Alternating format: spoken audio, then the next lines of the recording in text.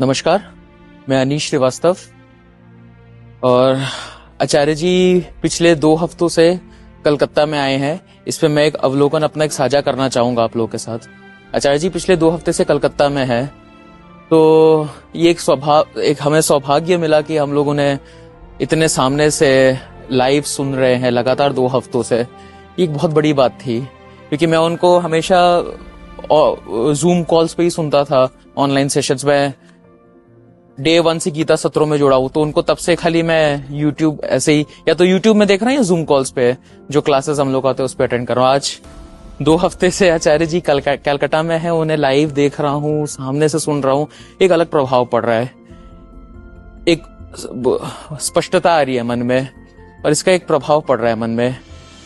इसी दौरान जब से ये सत्र चल रहा था, ये जो 2 हफ्तों से सत्र हम लोग का आचार्य जी के साथ हम लोग सुन रहे हैं, इस पे मैं एक अवलोकन आप लोग के साथ एक साझा करता हूं। एक सत्र था जो रात को हो रहा था कहीं पे एक हॉल में। तो मैं अपना ऑफिस से आ रहा था उस समय और मेरे को उस समय बहुत तेज भूख लग गया था। तो मैं मन ही मन में थोड़ा परेशान हो गया कि क्या करें, सत्र तो बहुत देर तक चलेगा, इतनी देर तक खाली पेट रहना होगा। लेकिन क्या हुआ, उस दिन मैं जैसे ही हॉल में एंटर किया, मैं बैठा, थोड़ी देर आचार्य जी को सुना, एकदम से पूरा मन शांत हो गया। वो भूख प्यास जो भी था दिमाग में, जो छोटी छोटी चीजें चल रही थी, सब खत्म हो गई। तो ये प्रभाव होता है बोध का। चेतना जो है वो आनंद धर्मा है, बोध धर्मा है। जब उस पे बोध का प्रकाश पड़ता है चेतना पे, मन पे, तो जो लाइफ में छोटी छोटी पेटी चीजें होती हैं वो फिर छोटी लगने लग जाती हैं। जो ऐसे ही लग रहा था कि यही अगर मैं काम के समय होता या कहीं और होता, यही भूख अगर तब सर पे सवार होता तो कहीं भागता ढाबे की तरफ, कहीं पे कुछ खाने कुछ पीने।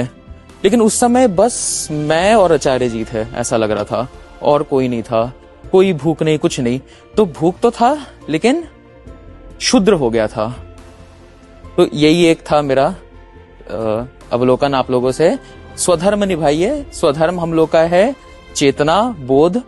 वो जब आता है जीवन में तो जो भी छोटी छोटी चीजें होती हैं ये सब अर्थहीन हो जाती है। ये जाता नहीं है, ये सिर्फ अपना महत्व खो देता है। धन्यवाद।